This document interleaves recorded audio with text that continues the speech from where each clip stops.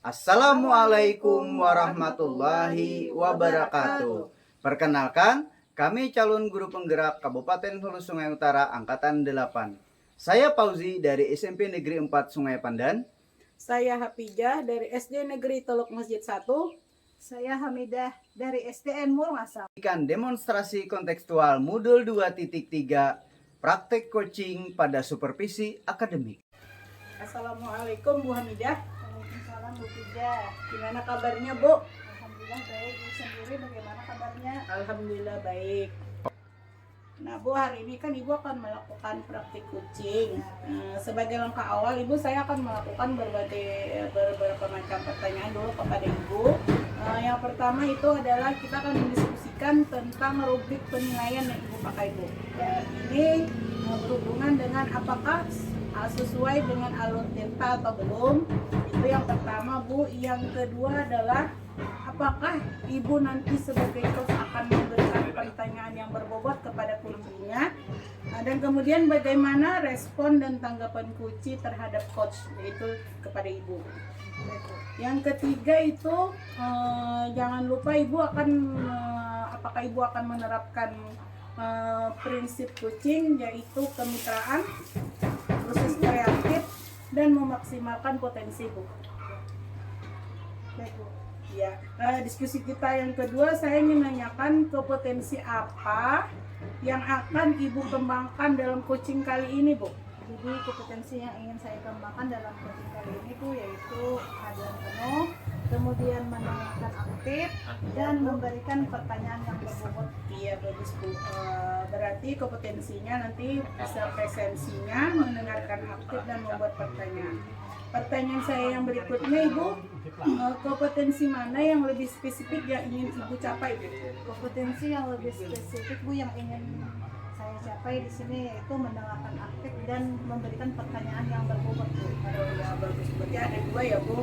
Kemudian yang terakhir ya Bu, indikator mana yang menjadi ketercapaian tujuan pengembangan oleh Ibu yang melakukan proses coachingnya kali ini Bu?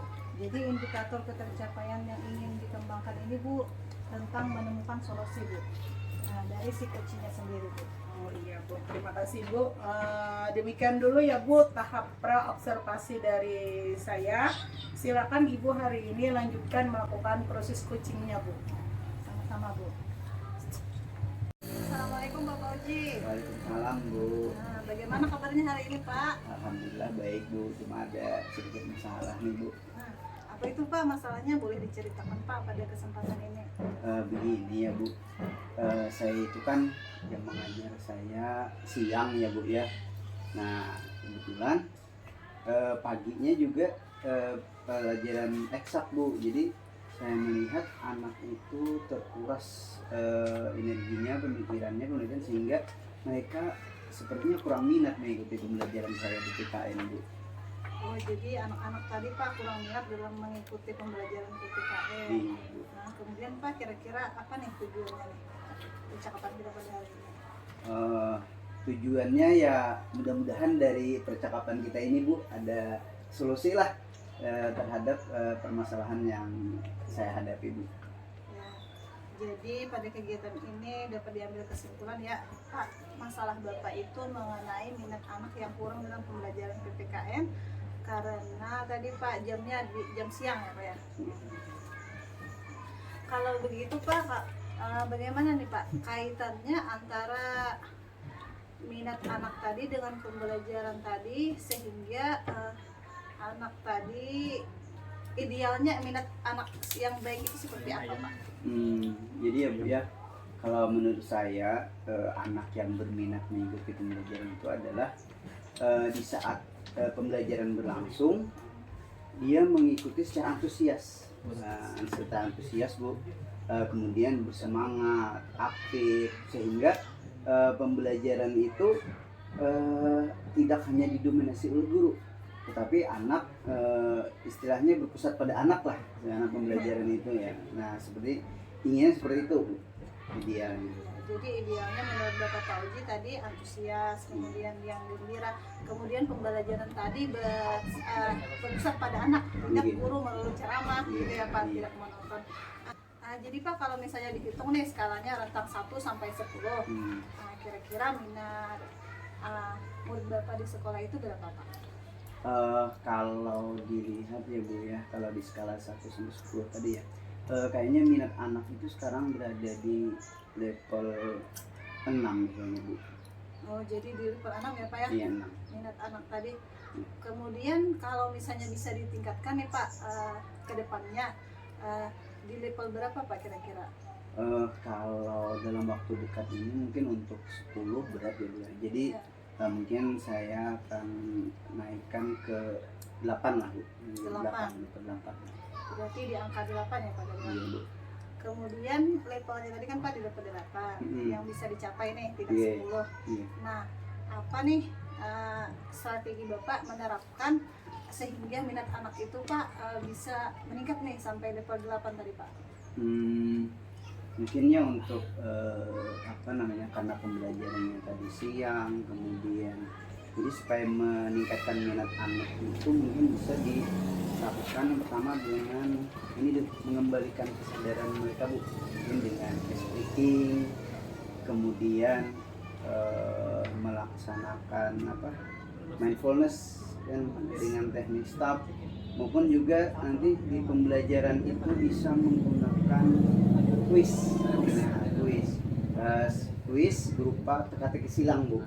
Nah, diharapkan nanti dengan permainan quiz teka-teki silang itu minatnya meningkat. Nah, jadi nanti caranya bisa dilakukan semacam cerdas cermat Bu. Ya, cerdas cermat. Misalnya begini. Jadi kan anak nanti dibagi beberapa kelompok, kemudian mereka pada putaran pertama mereka bergiliran menjawab.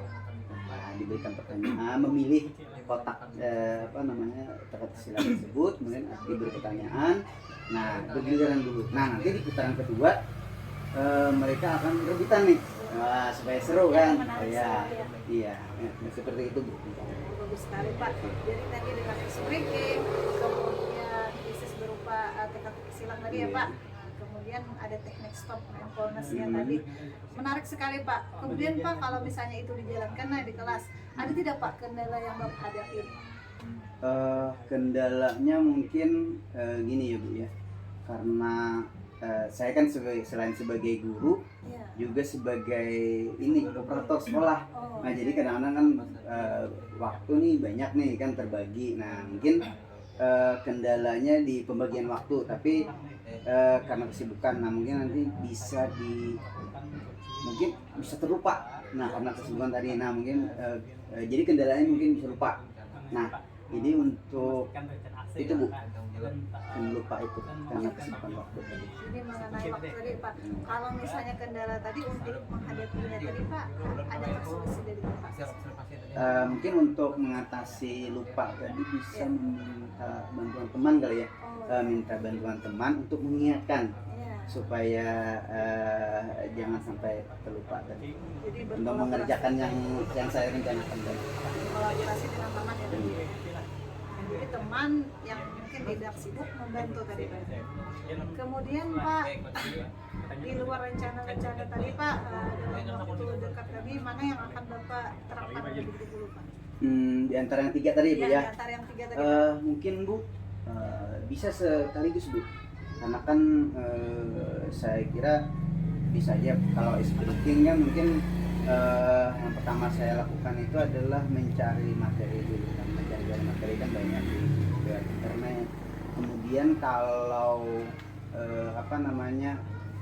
mindfulness berarti kan ada media yang disiapkan. Ini LCD, kemudian mungkin audio ya. Kemudian kalau untuk yang quiz teka-teki silang tadi menggunakan aplikasi offline saja ya, itu mudahnya aplikasinya itu Courseworks. Berarti tadi yang Bapak terapkan dulu tadi ice breaking, kemudian baru teka-teki silang. Kalau mindfulness itu agak sulit, begitu kan tadi? Bukan Bu, mindfulness bisa dilaksanakan, tapi kan waktunya jeda ada. Misalnya yang pertama lakukan ice breaking dulu, Kemudian nanti setelah 15 atau 20 menit bisa melakukan mindfulness dengan teknik stop.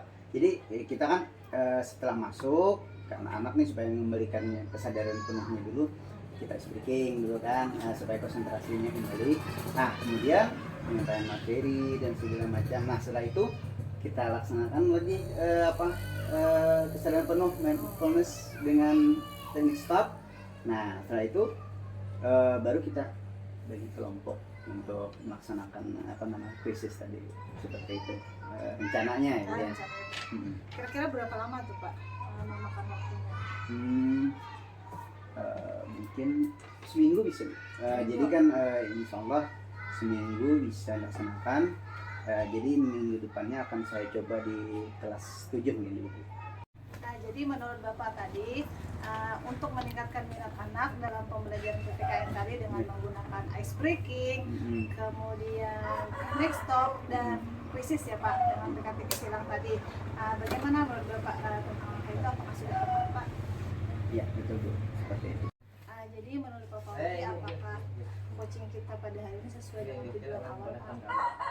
Menurut saya sudah sesuai Bu, karena saya sudah menemukan solusi bagaimana meningkatkan minat anak dalam pembelajaran, yakni dengan melaksanakan speaking, mindfulness dengan teknik stop, dan melaksanakan permainan quiz dengan teka-teki silang. Betul sekali Pak. Mungkin cukup di sini saja Pak ya pembicaraan kita pada hari ini, karena Bapak sudah menemukan solusinya tadi, kemudian sesuai dengan tujuan awal.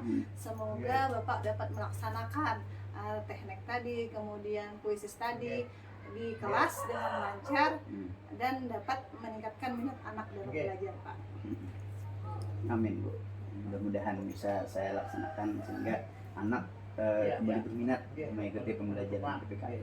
Sampai ketemu lagi nanti ya Pak. Assalamualaikum. Ya siap. Waalaikumsalam warahmatullahi wabarakatuh. Assalamualaikum Ibu Hamidah. Waalaikumsalam Bu Hafijah. Ya Ibu tadi kan sudah melakukan coaching ya Bu. Ya betul sekali Bu.